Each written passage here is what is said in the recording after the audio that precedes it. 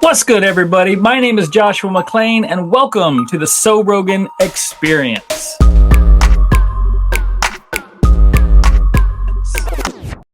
Heyo! We are back. I am back. Episode number something. You know how I do. I have no idea what episode I'm on because it doesn't matter. Every single one of them has been amazing, and it's so much fun, and I get equally excited for the next one every single time. Speaking of which, I'm excited for this guest. I met this young lady, boy, I don't know, not that long ago, actually. And we've had some interactions, and I immediately was kind of drawn to her energy. She does a podcast that's phenomenal, and we're going to talk about that. In fact, I'm going to bring her on and let her introduce herself to you. But what I'm excited about is learning more about how we can help each other out. And I think it's just going to be an awesome, really natural, organic conversation. Of course, I'm going to grill her about some sewing, but then I hope she kind of tells me more about what she does. And in the end, the goal, again, is to try to help each other out and see how our industries can or our businesses can kind of mesh and work well together. So without further ado, Macy Baxi, welcome to the show. Thank you so much for having me. Oh my gosh, I'm so excited. Yeah. So time has literally, since I've moved here, I have no sense of time. I feel like, I've known her for a year, not even close. But do you remember when was I on your podcast? Let's start there. I do remember. And it will sound weird how freaky I remember it, but I will. This is how my brain works. So number one is that we met through my dad, actually. My dad met you through LinkedIn. And he was like, oh, you should talk to Joshua. So I reached out via LinkedIn, but LinkedIn is one of those platforms where if you use it all the time, you use it all the time. But if you don't, you don't. Right. And I think I don't really know how we got connected on Facebook, but we did. And I think I had sent you a message from Facebook being like, hey, I'm from LinkedIn. Like, let's connect. And I remember this so well because I was watching right before, this was probably like late January, early February. I was really excited for the Oscars. So I was going to Epic Theater like every other weekend, seeing all the Oscar nominations for Best Picture. So I saw all 10. And I was in the theater when I got this message from Joshua. So probably like early February, late January of being like, hey, I'm finally going to respond to your message from like a few months ago. And I was like, oh, hey, let's connect. So yeah, that's probably when we first connected about the podcast. That's awesome. Well, so, okay. Your podcast, Why I Love Flagler County, is awesome. And I was very fortunate and honored that you had me on. Let's back up just a little bit. Please, let's do it the right way. Introduce yourself. Sure. Well, my name is Macy Baxi, like he mentioned, and I have a podcast here where we live in Flagler County, Florida, called Why I Love Flagler County, where I interview local businesses, residents, nonprofits in the community on what they like about being a part of the community. Because what I noticed when I moved here is that it's a great tight-knit community, which is what I wanted. But because it's tight-knit, I didn't really want to come in from like this outsider being like gigantic and like I just want everyone to do business with me. And I was like, no, I wanted to actually learn about the community and really engage with it. And that's really what started the podcast topic. Because what better way to get in front of the community and is just to sit there and learn from people inside the community, right? People who have businesses. Yeah, exactly. Yeah. So we started that, I want to say, well, I kind of started it in like October, November-ish, but I didn't really like fully go full steam ahead, I want to say, until like December, because I was a little nervous about starting it. I was like, oh, I don't know if people actually want to talk to me, I'm younger, I just kind of look a little awkward. But when I went full steam ahead, I've done about 140 episodes since then, and it's been really great. I was going to say, you are full steam ahead. All engines are fired. And you do not look awkward. We're always our own worst critic, right? So we always judge ourselves, but you're not awkward. In fact, I almost felt like when I said this young lady, I was like, you know what? You're tired of hearing that. Sure, you're a young lady, but nobody looks at you like you're a child. You're a professional, truthfully. And when I was on the show, I didn't know you didn't know me. And so I had watched some episodes and I was like, wow, she carries herself very well. But you were super professional, and it was fun. It was a very natural conversation. It didn't feel forced. And I think that's why your podcast is so successful, is because it's not forced. Yeah. I mean, truthfully, yeah. Mm-hmm. And people respond to that. So I love it. Thank you. I was watching back. This was pre-pandemic, 2019. My dad really wanted me to start podcasting. And I was like, 2019, I probably would have been 16. And so I was like, I don't really want to do this. But there, where we lived in Michigan, there was a studio that was open to all the residents of our city for free. So we could just go in and we could just book the studio time and we could just go there. Cool. So in 2019, I found all the YouTube videos. They're still all on my dad's channel. Don't look for it, but they're there. And I was watching them in the back. I'm like, oh my gosh, like it is insane how it used to be. And then how I do it now. Like I know How how I far do you've it now, come. obviously. Yeah. Yeah, I'm like, oh my God, this is crazy. So I think a lot of people I talk to, they're like, oh, I can never be a podcaster. I can never do that. I can never talk to people like you do. And I'm like, I couldn't do that either. It was the skill that I learned for sure. If you looked at those videos from 2019, you'd be like, oh yeah, she wasn't bored with that. She didn't wake up with that. Okay, so I take it back a little bit. You are a young lady because yes, if you were, would you say 16 in 2019? I'm not good at math, but that means you're still young, and that's Yes. even more impressive. Oh, you didn't know Um, how old I am? I'm 20. I literally, so I knew, so my demographic that I normally talk to is older because of the industry I'm in. So I I assumed you were probably 20 something, but not like 20. Yeah, no, So it's been so great. Like when I first started the podcast and when I started approaching people for the podcast, my confidence was way different and how I carry myself was a lot different. So like people would be like, oh, like, did you just leave high school? I'm like, no, I left high school 2 years ago, guys. That was forever ago. But now it's like, I'll old go news. to events and I don't mean to say this to like in a bad way, but people are like, oh, do you want a glass of wine? And I'm like, oh, I can't drink that. And like, oh, you don't drink? I'm like, no, I can't. Like I legally Legally. cannot drink. And people get like surprised. And I feel like that's really shown the long ways I've come in a few months of like people are surprised that I can't drink. Like it's not gonna last for like long, like legally, but Right. it's like the thought is there. I'm like, oh my gosh, you guys this is so sweet. Like you guys are so nice to me right now I'm for older. offering me a glass of red wine. Yeah, give it a few years and you're going to be like, oh, I remember back when people just thought I was older than, you know what I mean? No, Yeah. you got a long way to go. Don't even sweat it. So, I'm good. well, and I tell you, at 20 to do what you're doing, I mean, that's so motivating. And I knew you were younger than me. I'm 46, so I knew it was safe to assume that you were younger than me. And that's part of the reason I wanted you to come on the show is because I'm trying to get people, younger people, but just even people who haven't been sewers, excited about the sewing industry. So let me hit you with a couple questions. Hmm. Do you sew? Not currently. Have you ever sewn? I have. I have. I did a lot of classes as a kid. I think we talked about this a little bit on my podcast when you came on, but I Briefly, was yeah. homeschooled my whole life, and because of that, I did a lot of extracurricular classes with other homeschool kids, and they really prided on like giving us classes and almost skills that like we wouldn't really like just like do at school, and like that was the whole point. It's like we're having fun and doing something else. So we did a lot of different sewing things. I did embroidery, sewing, needle point, like just Hand any. embroidery, right? I seem to Yeah. remember Well, something. yes. It was like we got a little like what's the circle thing? A A hoop, hoop. yeah, Yes. And then we like did it like by hand. yeah. Yeah. That's awesome. I have not done hand embroidery, but I would love it. Like I'm a painter drawer, so Yeah.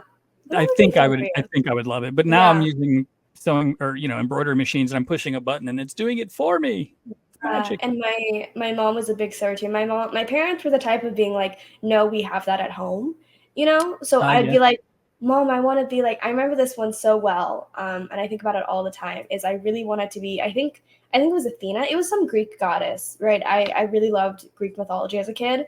Okay. I was like maybe 7 at that point, Oh, um, wow. and That's so I was like, Mom, this is like an amazing costume. Like, let's buy it from Walmart.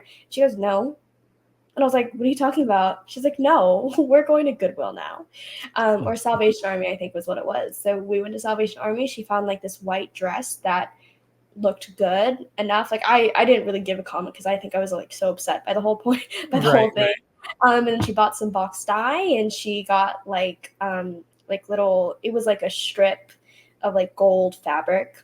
Yeah, yeah, yeah. And then, like, she sewed it on to the bottom, and sewed it onto like the top and gave it design and stuff. So I grew up very much in a household of like we at least learn, like we're supposed to know like the basics of sewing, because my mom's like, you should just make that yourself. And I was like, but I could buy it at Walmart. She's like, with what money? We're gonna make it from Goodwill. First of all, I guarantee you whatever mom made is better than anything you can buy at Walmart. It's really nice. I did look back at it and I'm like, yeah, she was right. You know, it Yeah. was nice. It was cute. Also, it's unique, it's homemade. Now you've got a story. Like, yeah, go mom for She's the sure. best.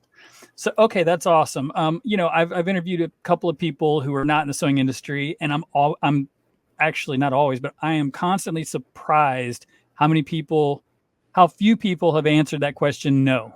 Like everybody has had some, even if it's a little bit. I think that is sewed on a button, and I was like, I'll take it, dude. But it is, sewing machines used to be in every household, and people use them as appliances to fix things, mend things, to make Halloween costumes. And so, yeah, that's Yeah, cool. I You have used to have a Barbie one, I think. a Barbie sewing machine. Yes. Sweet. Yes. And I'm pretty sure, I don't really remember what it was, but my friends and I, we were so convinced we were going to start. Oh, I remember now. It was a doll. Like, we were really into American Girl dolls. So we Okay. wanted to start like an American Girl doll clothing business.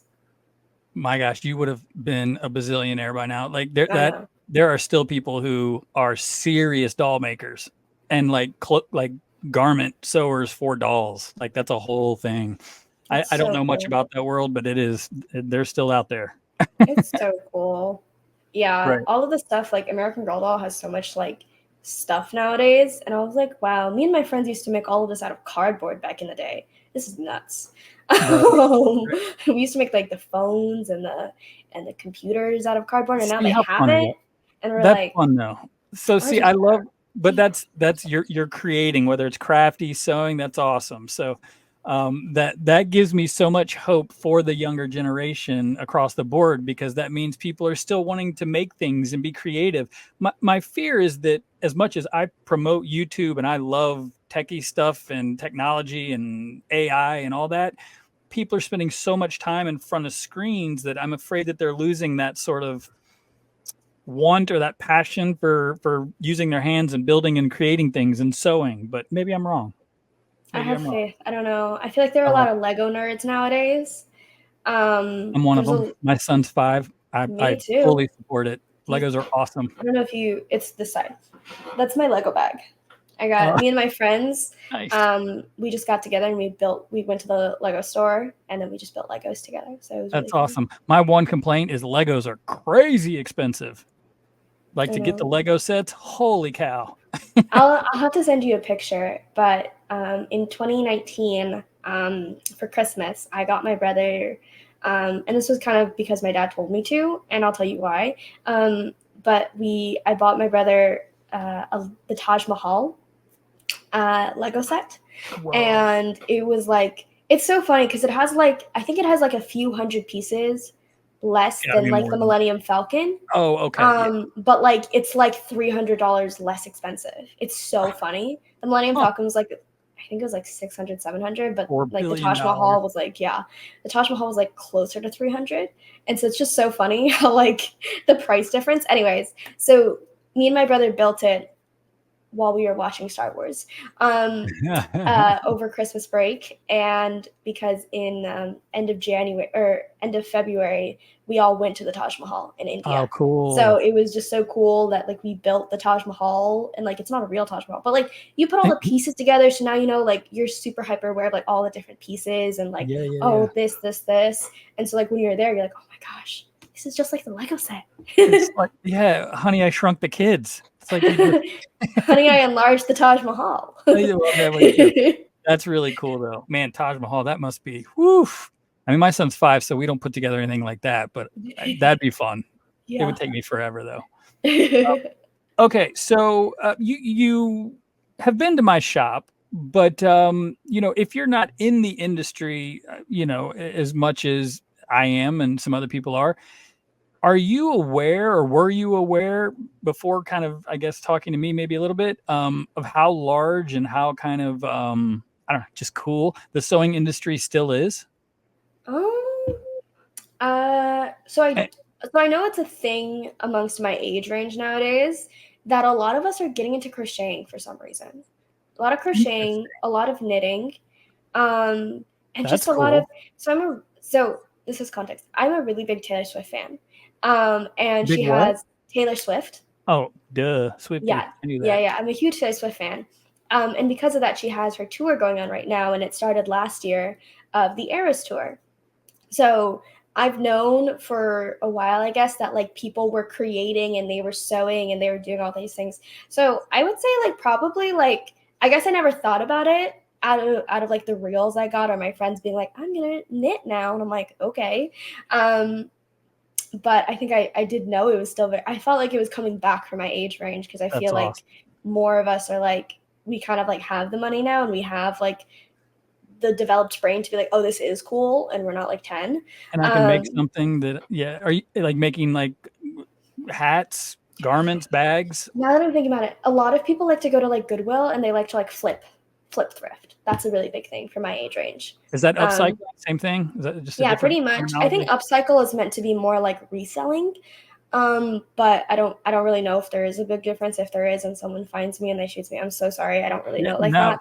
But I Let us know in know the comments. Yeah. Hey, educate us. We're both learning. Yeah. but yeah, I know a lot of people like they'll be like, oh, these pants are so cute, but they don't fit me correctly. But I love the material, so I'm gonna like alter it and add some extra fabric or take away some fabric. But now I have extra fabric, so I'll make like a crop top with it. I'm like, that's so cool. I would love to do that. See, that is cool. And that is something that I am aware of is that, the younger generations are going to Goodwill, getting clothes, chopping it up and making it their own because they want a unique outfit. They're not doing it. Well, some of it is partially because they're like, I can afford this. I mean, let's be honest. When I was in high school, I didn't have my allowance was not that great. So, yeah, Goodwill, you get a shirt and then you alter it to make it something that you dig, that you like, that's unique and original. I'm all for it. I think it's awesome.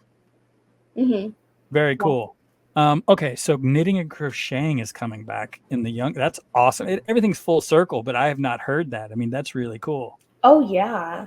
Like my one of my close friends, we were really into like long form like video essays on YouTube. And there was one that we were both like, I saw I'm like, oh, I want to watch this. I'm so excited to watch it. I'm like, oh, have you watched it? It's 4 hours. And she goes, oh yeah, Oh, I was watching it while I was knitting. She's like, I think I'm just gonna rewatch it again when I knit more. that's just giving you an excuse to knit. You're like, I need to find the longest video possible. So Yeah, or we'll watch a movie a lot together, and like she'll just be knitting while we watch it. Um, I get that. It's something, the problem with sewing machines and that is you can't put it in your lap and sometimes it's hard. So, oh man, that's cool. That is really cool to know. All right, noted. I just learned something new. oh Fantastic. yeah.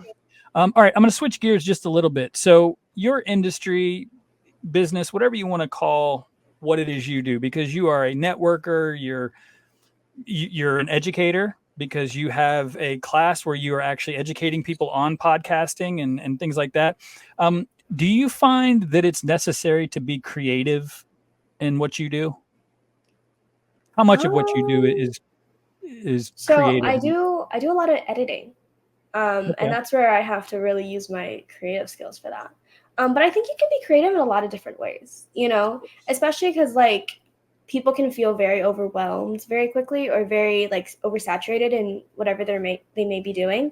And I think creativity is like, being creative with your elevator pitch or being creative with how you present your business, even if it's like, oh, I'm just doing like everyone knows what a real estate agent does, right? But like I want to be like a different type of real estate agent. I want to stand Unique. out.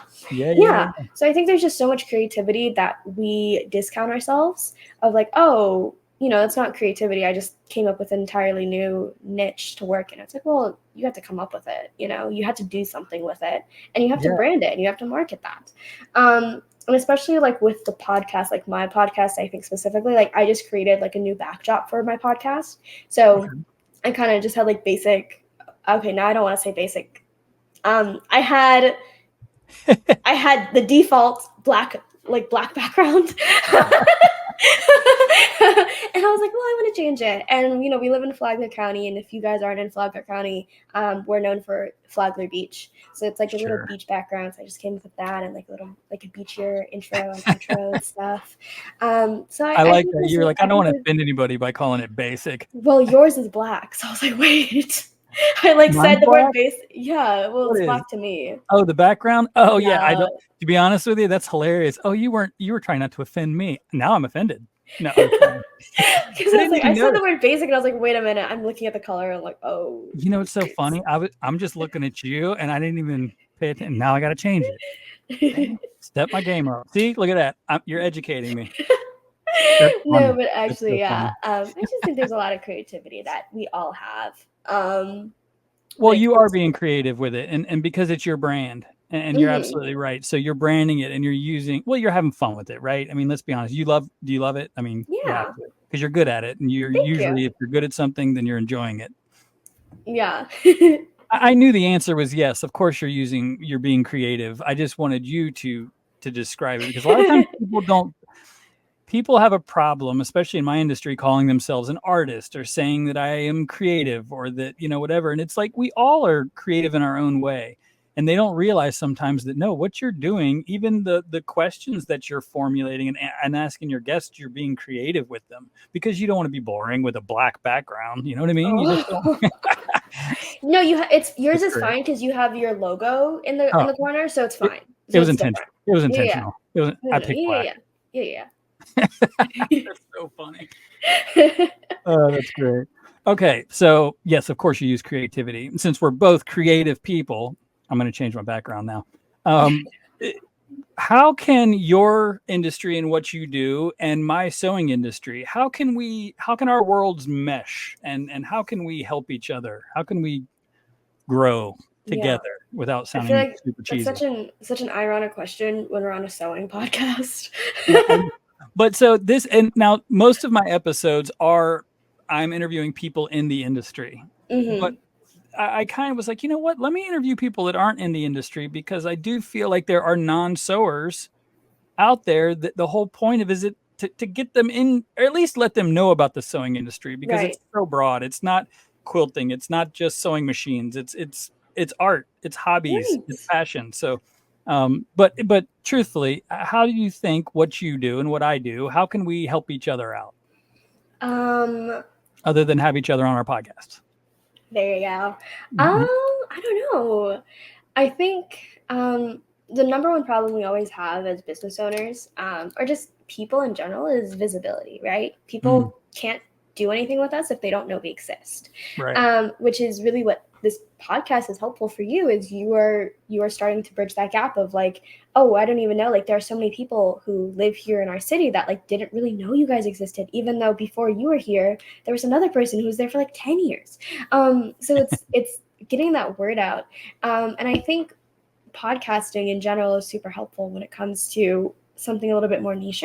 Is just starting to bridge that visibility and using, I would say honestly, like a unique platform. I feel like people know like we should have a social media presence, but I think there are so many different ways to do it. Be like, oh, I don't know, like what is the best way? What is the most effective way? Well, people to kind of see you as a real person, people to hear you as a real person, people to hear real stories. And so I think as you continue to interview more people outside of, you know, your industry, I think that'll continue to help. And I think, you know, what has been really helpful about the Flagler podcast is that it was all concentrated in Flagler. Sure. So not only do I like know like in my head, because before I started the Flagler podcast, I started a podcast when I was 17, and I did 250 episodes of that, but I never really physically felt what that looked like, because I was like, they're all spread out throughout the country. I even had people outside of the country on the podcast, and like in my head I'm like, yeah, I'm sure that's a lot of episodes, but I'm there, I did it, so it doesn't matter as much to me. But 140 feels so much more real when you go into a place and you know like 50 of the people there, and you're like, oh, it's different. Absolutely. So I think as you keep up your podcast, and I think especially if you target a little bit more local and individual, then I can totally help you with that. That'll be a great way for the sewing industry and the podcasting industry to really capitalize on that. Yeah, well, that was my master plan. Invite Macy on, and then she's going to tell all her friends that she was on a podcast, and then they're going to go, "Ooh, cool! Hey, that guy's kind of neat. Sewing might be fun." Yeah. Yeah, this gives me an excuse to push our episode again because our episode was like forever ago. So now I'm like, oh, guys. It was. You need to bring it back to the top. That's right. But truthfully, so yeah, and part of that, I said that jokingly, but at the same time, not really, because you have a following from your podcast, but also you just have a group of friends. And shame on you. You've only been in the shop once with a friend. I'm just saying. I know. She wasn't even in town. She's from out of town. She couldn't even come back because she lives in New York. On it. Macy, you got all these friends in Flagler County. Come on, step your game up. Bring them to But truthfully, it is letting people know. I mean, what I've been doing with the sewing industry guests, the people who know all about this industry, is having them explain and talk about how we can grow this, because people don't know that sewing is actually cool. My friends, and I've said this, I know I'm a broken record. I'm sorry for those of you that are listening or watching. My friends go, "Why you bought a what?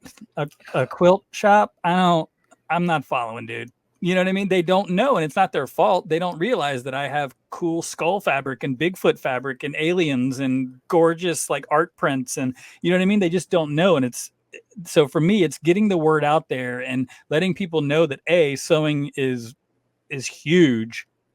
Like, this industry is wild, but also just hopefully motivating them to, at least next time they pass a quilt shop or a sewing shop, poke your head in. You may be surprised.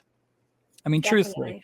Yeah. I mean, you've been into the shop, and it's bright and colorful. And, my goal with this podcast is not to promote my shop. It's more to promote the industry. Mm-hmm. And so because you have your reach, if we have you, we help each other out by having these conversations like, hello, I'm going to wrap this up eventually by going, make sure you listen to Macy's podcast. You're going to learn about Flagler County. You're also going to learn about her and all of the amazing business owners and just people that live here. Yeah. So just by having people like you on and having conversations like this, we're helping each other out. Definitely. That would have been a lot easier for me. I took the long road to say that. I could have just said we got there. It's hey. I'll send this to you so you can edit it and give me a cooler background. How about that?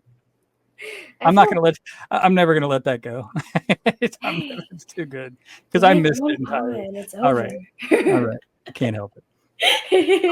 All right. But genuinely, thank you for just hanging out with me for a little bit and chatting. And I know that, probably 20-year-olds across the country are not as hyped about sewing as I think that they should be, but maybe having more conversations like this will at least bring some awareness to it. Yeah. So thank you for just being a part of that with me. And please tell people what you have coming up that they could help support you or find you. Promote yourself. Yeah, I mean, sounds good. Well, thank you again, Joshua, for letting me come on and talk. It's not very often where I get to be on like kind of the other side of the table, just being like following along. Someone's like sending me and like I'll hear the questions and prompting me. It's not too often that I get to kind of just sit in the back seat of the drivers of the car and just let someone else drive me. So I appreciate it. And you're an amazing driver. So I'm not a great driver. Oh, thanks. You're amazing at this, so it's no worries. But yeah, so again, huge thanks. I really appreciate it. You're welcome. It's my pleasure. Was a lot of fun for me. I really love this topic actually because I always don't like saying this, but like as I've gotten older, I guess. You have technically gotten older, so it's okay. You can say that. I mean that in like my sense, But and there's so much screens, like you mentioned, I love having the physical things. Like that's why I love baking so much. And I love. You're good at it too, by the way. Holy cow! Those chai cookies were killer. I'm so glad you liked them. Yeah, it's super easy to make, so I've gotten down pat by now. But so doing all of these things is super helpful. Like I've always wanted to, like there's all these like small little like intro kits into like crocheting and knitting and all those things that I really want to start doing because I like watching stuff and I like doing stuff because I have a really bad ADHD that my dad gave me. So it's super helpful. That being said, a little bit about me. If you want to find me, pretty much Macy Baxi on pretty much all platforms, Instagram, Facebook, LinkedIn. Thankfully, there's really not another Macy Baxi. I have to fight for the name, so it's pretty easy to find me. If you're in Flagler County or if you're in just kind of this area in Florida, shoot me a message if you'd like to come on the podcast. I'd love to have you. I'm even going to start one up in Michigan. So just if you are passionate about your community, send me a message and I'd love to talk to you. And if you're ever interested in learning how podcasting even works, shoot me a message. I'd love to see where I can help you, even just lend a little bit of advice or send anything free over. Let me know. But there's a lot of different ways to connect, and I'm always happy to connect. I love it. And you guys, your entire family, you're always so supportive, and it's obvious that your goal is to help people and get the community together. It's awesome. I feel fortunate that I met you guys. I'm fortunate that you said yes to coming and hanging out and talking with me for a little bit. It was never even a question. Well, awesome. I appreciate that. Why I Love Flagler County, YouTube, well, probably all social media platforms, but go subscribe on YouTube. Follow, share, like, do all that stuff. Support awesome people. Support Joshua's episode for sure. Yeah, absolutely. Episode number, I bet you don't know. Yeah, okay. I was like, that would have been amazing if you knew. No, I don't number episodes first of all, so that's probably my first pitfall there. That's why I start the episode. Hey, welcome to episode. I don't know. Yeah. And I'm only on number like 7, 8. I don't know. That's great. All right. Well, thank you so much, Macy. I really appreciate it, and we'll see you soon. Bye.